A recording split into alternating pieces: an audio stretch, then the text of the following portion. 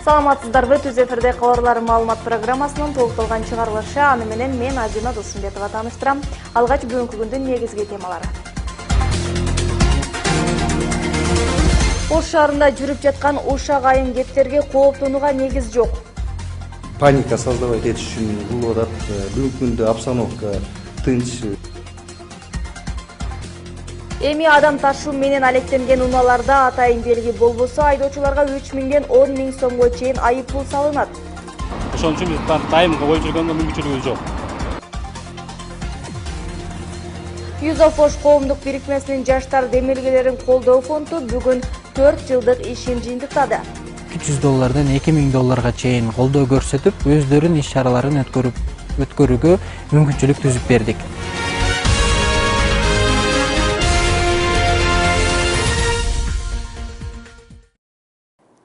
Ош шаарында жүрүп жаткан ушак айын кептерге кооптонууга негиз жок. Бул тууралуу бүгүн Ички иштер министрлиги тараткан маалыматта айтылат.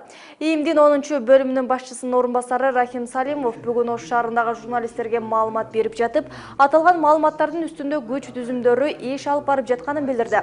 Ал эми социалдык тармактардан маалымат таратып жаткан булактардын ээсин табуу кыйын.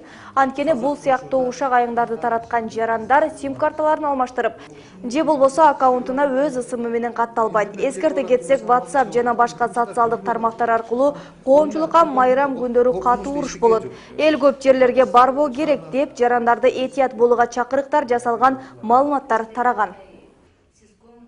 Паника создавать этиш үчүн кылып атат. Бүгүнкү күндө обстановка тынч, контролируемый. Эч кандай там өзбек кыргызды сабап салат же кыргыз өзбек сабайт деген жок. Кандай бизде маалымат момундай ушактар бар. Ушактын үстүндө биз иштеп атабыз. Өзүңөр көрүп атасыңар, кечинде бүт эле кафе, ресторан бар иштеп атат, элдер басып жүрөт, эч кандай неме жок. Эми бул жанагы мен өтөдө айтып кеткендей, атайын мындай бизде дестабилизировать этиш үчүн атайын кишилерге мындай кичине паника кылыш үчүн эметкен эме да. Ал эми 9 май жеңиш күнү каладагы коопсуздукту сактоо үчүн күч түзүмдөрү күчөтүлгөн тартипте иш алып барат. Ага 2000ден ашуун милиция кызматкерлери тартылган. Ошондой эле элдик кошундардан 3000ге жакын кызматкерлери кооптук тартипти сактоого жардамдашат. Апрель айынын башынан тартып, май айына чейин Кыргызстанда кене чагып алып ооруган 297 учур катталды. Бул тууралуу кечээ Саламаттыкты сактоо министрлигинин басма сөз борборуна аталган министрликке караштуу ооруларды алдын алуу жана мамлекеттик санитардык эпидемиологиялык көзөмөл департаментинин энтомолог дарыгери Зайниддин Мамыров билдирди. Мамыровдун айтымында кене чагып кайрылгандардын басымдуу бөлүгү Бишкектин тургундары. Ал эми аймактар боюнча алганда Талас областында кене чагып алган 7 учур, Үчүй областында 36, Нарын областында 2, Ысык-Көл областында 29 учур катталган. 108 адам дароо медициналык мекемелерге кайрылышкан. 81 адам кенелерди изилдөө жүргүзүш үчүн алып келишкен. Кене энцефалити, баш мээни жүлүндү жабырката турган вирустук оору. Ал кене чагып алган учурда пайда болот. Оору көп учурда жаз жана жай мезгилдеринде өнүгөт.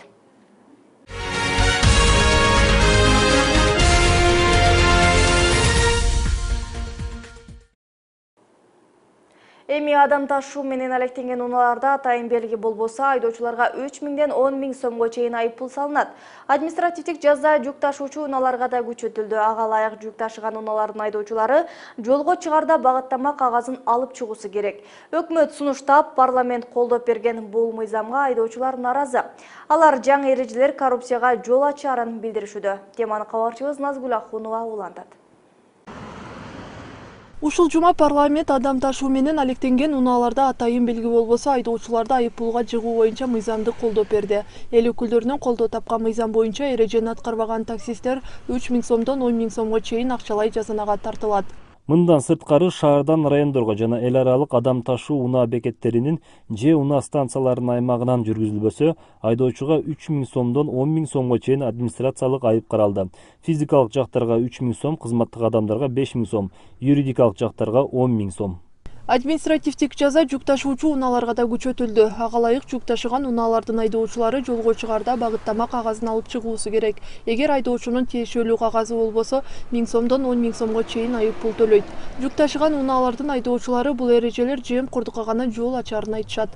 Бул жүк ташыган айдоочулар үчүн аябай эле чоң тоскоолдук болот менин оюмча. Бул дагы эле коррупция болот, акча чогултмай, жолдо ар кандай кыжалат иштер болот эми. Маршрутный лист алыш үчүн постоянно бир фирмада иштеш керек же болбосо бир маршруткада жүрүш керек. Ошондо маршрутный лист берсе болот.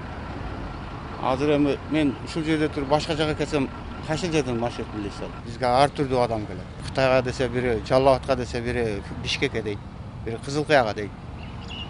Ар кандай эми ошого карап кетесиң жүктү алып.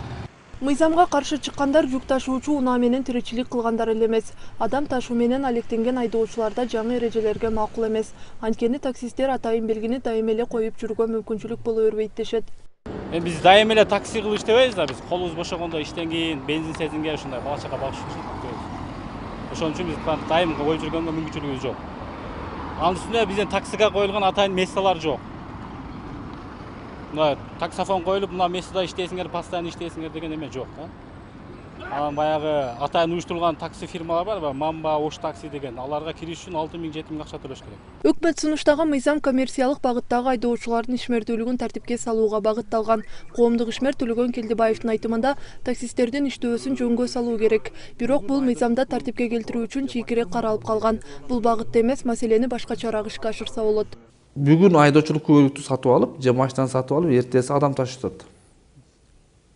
Ал жерде бул адамдын өмүрү, коопсуздугу бар, туурабы? Адамдын өмүрүнөн өткөн кымбат эч нерсе жок.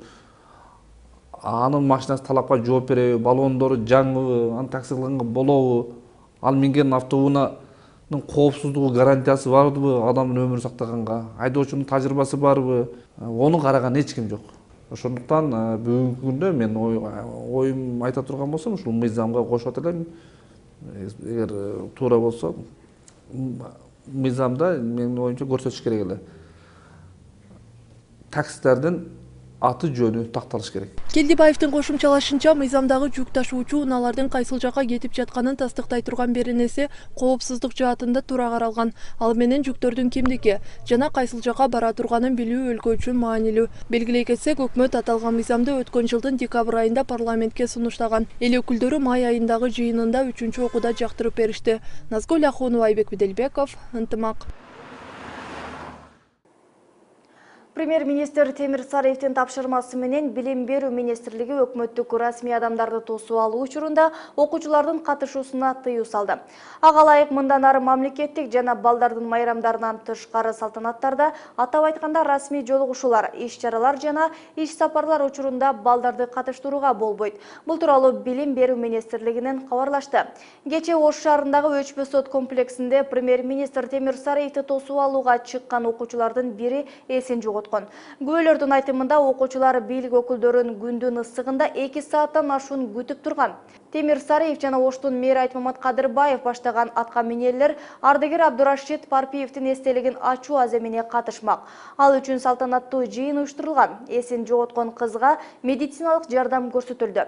2012 жылы Баткенде президент Алмазбек Атамбаевди тосуп алуу учурунда тизилген окуучулардын да бири эсин жоготкон эле.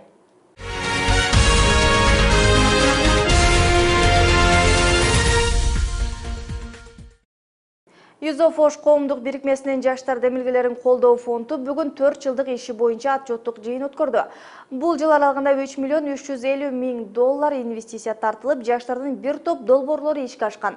Аталган бирикменин өкүлдөрү алыскы аймактарды кыдырып, жаштардын ойлорун угуп, ишке ашуусуна жардам көрсөтүшкөн. Теманы кабарчыбыз улантат. Юзофоштун жаштар демилгелерин колдоо фондунун жардамында долбоорлорун ишке ашыргандардын бири Гүлайым Мамырова. Ал мындан 2 жыл мурун аталган бирикменин мүчөлөрүнөн кеңеш сурап, долбоор жазууну пландаган. Баткен облусунун чек ара менен чектешкен аймагындагы окуучулардын билимин өркүндөтүүнү каалаган Гүлайым китеп дүйнөсү долбоорун жазган. Демилгени ишке ашыруу үчүн 62 миң сом каражат бөлүнүп, 70тен ашуун китеп алынган. Китептерди алып барганыбызда гана окуучулар китепке кызыгып калышкан жок. Аны кызыктыруу максатында биринчи ачык коомдук китеп күнүн уюштурдук. Бул ачык коомдук китеп күнүндө директорубуз Халмурзаева Зебнуца Умаровна өзү ачып, китептин канчалык адам жашоосунда зарыл экендиги, канчалык китепке тартуу керектигин азыркы учурдагы ролу жөнүндө сөз кылдык. Мугалимдер дагы чыгарманы айтат дагы кульминация жерине келгенде токтотуп коюшат. Бул аларды ого бетер шыктандырды. Гүлайым бүгүн Юзофоштун 4 жылдык отчетунун жыйынында демилгесинин жыйынтыгы жөнүндө айтып берди. Жаш ыктыярчы буга чейин Лейлек районундагы жаштардын китепке кызыгуусу төмөн болуп, мектепти аяктаган ар бир окуучу чет өлкөдө иштөөдө мигрант болуудан башканы ойлонушу эмес дейт. Китеп дүйнөсү долбоору иштеп баштагандан тартып, жаштардын билимге болгон көз карашы 70%га өзгөргөнү байкалган. Негизги максат адабий иштеттердин жоктугу болсо, ал эми максат балдардын билимин тереңдетүү, көзөрү сөз байлыгын өстүрүү, китеп алуудан сырткары. Аталган фонддун алкагында демилгелерин ишке ашырган жаштар бүгүн отчет берип, аткарган иштеринин жыйынтыгын талкуулаган суроолорго жооп беришти. Каникея Абасканова турмушту туура эмес тандоонун кесепетинин чагылдырган сценарий жазып, алыс каймактарга чейин барып форум театр өткөрүшкөн. Анын жыйынтыгында жаштардын жашоого болгон көз карашы өзгөргөн. Эмне болуп атасың? Уруш болуп атат. Күндү эле урушуп бересиң экөөңүз. Эч нерсе кылбайт, баарын мен кылам. Сени алып колуң узарат десем, каяма узарт сен, Эч нерсе кылбай отурасың кечке. Сиз мени кыстап алып кетип койсоңузбу? Кандай өзүм үйрөтүп алам дедиңиз го. Өзүм үйрөндүм дебедиңизби? Үйрөнбөппү. Үйрөнбөсө болду. Мен буну эмне жактырып алыптым. Ол андан көрө. Айтасың да, айтсаң болот. Андан көрө бул мени ажырашам. Ажырашпайсың. Жаштар демилгелерин колдоо фондунун каржылоосу менен Манастат аймактык кеңешиндеги балдар аянтчасына муктаж болгон жашоочулардын көйгөйү чечилген. Аянтча бир эле көп кабаттуу үйгө эмес, аймактагы бардык тургундардын балдар үчүн жакшы шарттар менен курулган. Ушул сыяктуу иштердин дагы бири студенттер үчүн велосипед коюучу жайлар даярдалган. Мындай орундуктардын шаардагы 7 окуу жайда бар. Бул аракет калаада экологияны тазалоо үчүн студенттерге шарттарды түзүп, шаарда велосипедде жүрүүнү жайылтуу максатында ишке ашкан. Мисалы үчүн организациялар бар, башка уюмдар бар. Өздөрү иш чараларды ойлоп таап, өздөрү план жазып бара турган болсо, коомчулукка биз жаштардын өздөрүнө ошол мүмкүнчүлүктү бердик. Биз ар бир кайсыл аймакка барбайлы ошол жердеги жаштар менен түздөн түз жолугушуп, алар менен баарлашып, аларда кандай көйгөй бар экендигин өздөрүнөн сурап, андан кийин аларды $200 $2000 чейин колдоо көрсөтүп, өздөрүнүн иш чараларын өткөрүүгө мүмкүнчүлүк түзүп бердик. Юзофош коомдук бирикмесинин жаштар демилгелерин колдоо фонду 4 жыл ичинде $3,350,000 инвестиция тарткан. Жаштар тарабынан 1000ден ашуун долбоорлор жазылып, анын 164 ишке ашкан. Акылбек Розматов, Адина Досумбетова, Заир Абдукеримов, Ынтымак. Ош шаарындагы номер 16 Кыргызстандын 40 жылдык атындагы мектеп гимназиясынын окуучулары тарабынан ардагерлерге концерттик программа тартууланды. Анда согуш мезгилин чагылдырган сахналык көрүнүштөр аткарылып, батырлардын эрдигин даңазалаган жеңиш ырлары жаңырды. Максаты жаш муундарды мекенчилдикке тарбиялап, патриоттуулукка үндөө болуп саналат. Улуу жеңиштин 70 жылдыгына карата уюштурулган иш-чарага 20дан ашуун тыл ардагерлери жана оруктун катышуучулары чакырылган. Вот на нашем микроучастке один ветеран, но мы горды тем. Биздин кичи райондо согуштун жалгыз катышуучусу калды. Жалгыз ардагерибиз Москвада өтүүчү парадка кеткенине сыймыктанабыз. Мен ойлойм, бул сыяктуу иш-чараларды өткөрүү менен окуучуларга патриоттук сезим жана согуштун баатырларын урматтоого тарбиялай алабыз. Патриотического чувства, это воспитание уважения к старшему поколению, что очень важно в настоящее время. Ошондой эле бүгүн Оштун Жапалак айылдык башкармалыгынын Татар айылында жеңиштин 70 жылдыгына карата мемориалдык тактайчанын ачылышы болуп өттү.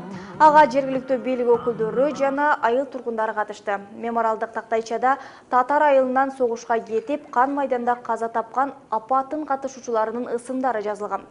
Андагы 32 согуш катышуучусунун эрдиги унутулбастыгын, келечек муундарга жеткирүүдө орнотулган айкелди таасири болору белгиленип, алардын арбагына багышталып Куран түшүрүлдү.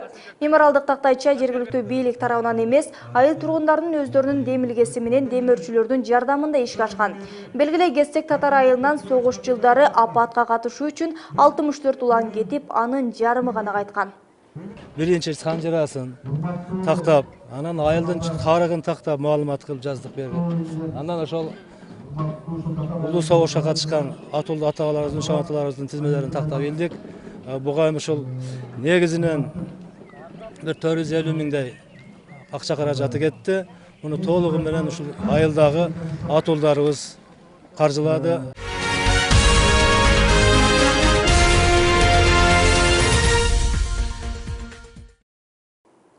Ош шаарындагы Амир Темур кечи районунда Ынтымак радиосунун кызматкерлери акция уюштурушту. Ага Ош шаарындагы бардык ырчылар, аймактык жашоочулары жана FM 106.1 жыштыгынын угармандары катышты. Акция жашоочуларга жакшы маанай тартуулоо жана биримдикти бекемдөө максатында уюштурулган. Кененирээк кийинки сюжетте. Акция 7 май эл аралык радио күнүнө карата уюштурулган. Анда оштук жашырчылар, квеншиктер Ынтымак радиосунун угармандарына ыркөкү тартуулашты.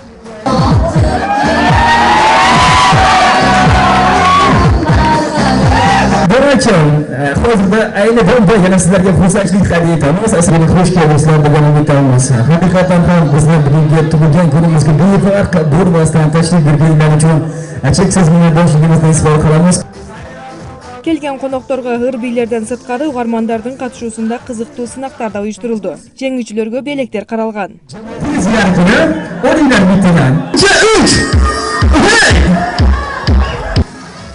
Акцияга келген ырчылар концерт коюшуп, уюштуруучуларга ыраазычылык билдиришти. Чыгармачыл инсандар мындай иш-чараларды өлкөбүздө өткөрүлсө дейт. Shu fursatdan foydalanib ularga omad tilab qolaman. Qolaversa Ынтымак radiosiga o'z minnatdorchiligimizni bildirib qolamiz.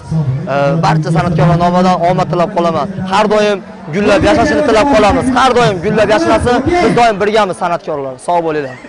Кечки саат 19:00 башталган акция 2 саатка созулуп, Равшан Тажиматов, Илхам Ахматов, Вагип Караев, Адина Аббасова жана башка ырчылар жана Окен Квен командасы катышты. Barchasini Ынтымак radio kompaniyasida ishlaydigan hamma xodim-xodimalarni bugungi bayrami bilan чыгамыздан Окен terma jamoasi tabriklab qo'yamiz. Эскерте кетсек, Ынтымак телеканалы буга чейин Шарк айлинада акция уюштурган. Эми мындан ары көптөгөн иш-чаралар, акцияларды уюштурууну пландоодо.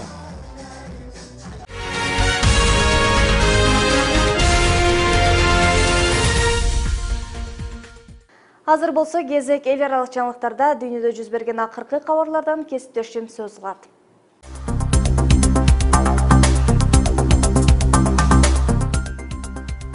Донецктен бир сутка ичинде 600 дана жарылбаган снаряд табылды. Бул тууралуу Өзгөчө кырдаалдар министрлигинин саперлору кабарлады. Алардын билдирүүсүндө снаряддар шаардын бир канча аймактарында жүргүзүлгөн атайын операция учурунда табылган. Маалыматка ылайык, бир жыл аралыгында аталган аймактан 34 миңге жакын жарылбаган артиллерия октору табылып, саперлор тарабынан зыянсыздандырылган.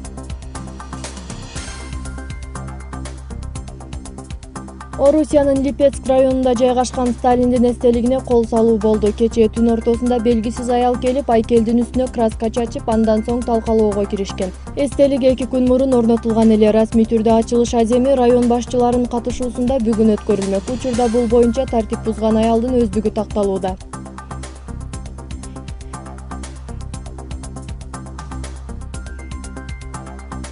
Индия Ирандагы Чабахар портунун оңдоо иштерине $200 миллион өлчөмүндөгү акча берди. Индия өкүлчүлүгү бул порт аркылуу товарларын Орто Азия өлкөлөрүнө жиберип, соода-саттык иштерин жакшыртуу максатында акча которуп жатканын билдирди. Мындай келишимге эки өлкөнүн транспорт министрлигинин өкүлдөрү өткөргөн жыйында кол коюшкан.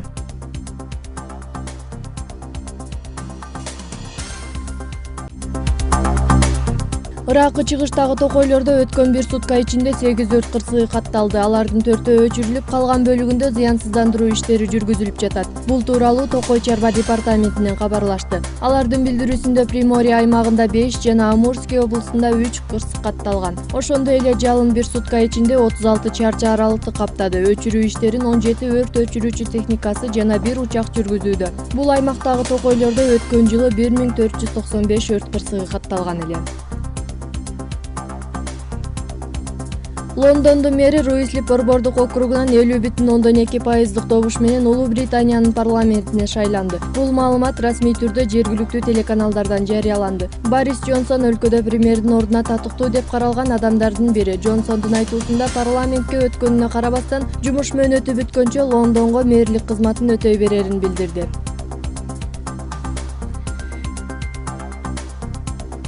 Дүйнөгө атагы чыккан футболчу Пелеге Сан-Паулу шаарында операция жасалды. Акыркы жарым жыл ичинде 74 жаштагы спортчуга экинчи ирет операция жасалууда. Ал ноябрь айында бөйрөгүндөгү таштарды алдыруу үчүн ооруканага жаткырылып, декабрь айында айыгып чыккан эле. Анын абалы боюнча азырынча так маалымат айтыла элек.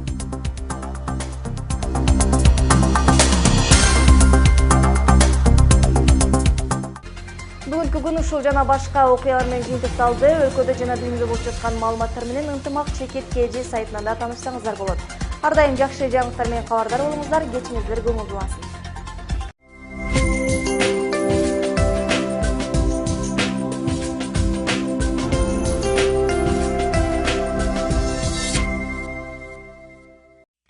Народ, подскажите, где ваша качественная стоматология? Здар, биздин шаарда сапаттуу сулук салону кайда жайгашканын билесиздерби? Калелин көчөсүндөгү үй зудлук менен сатылат. Мен машина алайын деп жаттым эле. BMW болсо 34-кузовтан. Oshforum.kg. Интернет-форум южной столицы. Тут каждый найдет свое. Саламатсыздарбы? Эртеңки күнгө алынган аба ырайы менен таанышып алыңыздар. Кыргыз гидрометинин билдирүүсүндө эртең айрым жерлерде өткөн өтүп күн күркүрөйт. Тоолуу аймактарда нөшөрлүү жаан жаашы күтүлөт. Батыштан соккон шамалдын ылдамдыгы секундасына 5-10 метрди түзөт. Абанын температурасы Баткен областында түнкүсүн 13-18 градус, күндүзү 20-25 градуска чейин жылуу болот. Ош облусунда түнкүсүн 19 градуска чейин, ал эми күндүзү 21-26 градуска чейин жылуу болушу күтүлөт. Жалал-Абад областында түнкүсүн 14-19, күндүзү 21-26 градуска чейин жылуу. Нарын областында түнкүсүн 6-11 градус, күндүзү 17-22 градуска чейин жылуу болушу күтүлөт.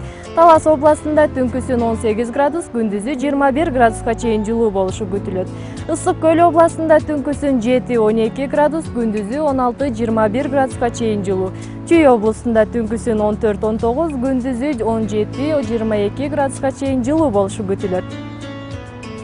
Ордо калабыз Бишкекте нөшөрлүү жаан жаап, күн күркүрөшү күтүлөт. Батыштан соккон шамалдын ылдамдыгы секундасына 4-9 метрди жетет. Абанын температурасы түнкүсүн 17-19 градус, ал эми күндүзү 20-22 градуска чейин жылуу болот. Ош шаарында мезгил менен жаан жаап, күн күркүрөшү ыктымал.